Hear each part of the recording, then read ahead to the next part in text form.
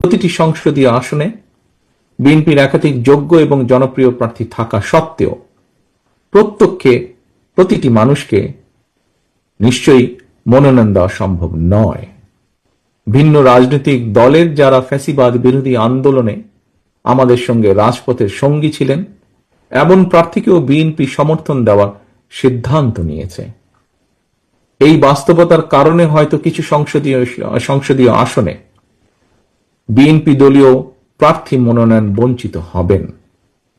বিএনপির সর্বস্তরের নেতাকর্মী সমর্থকদের কাছে আমাদের প্রত্যাশা, দেশ এবং জনগণের বৃহত্তর স্বার্থে, গণতন্ত্রের স্বার্থে আপনারা এই বাস্তবতাটিকে মেনে নেবেন। দয়া করে দলের সিদ্ধান্তকেই চূড়ান্ত হিসাবে গণ্য করবেন।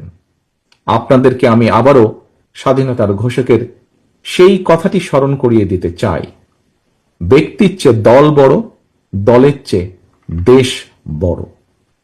আপনাদেরকে আমি আবারও সেই কথাটি স্মরণ করিয়ে দিতে চাই, দেশ এবং জনগণের বৃহত্তর স্বার্থে, গণতন্ত্রের স্বার্থে আপনারা এই বাস্তবতাটিকে মেনে নেবেন। দয়া করে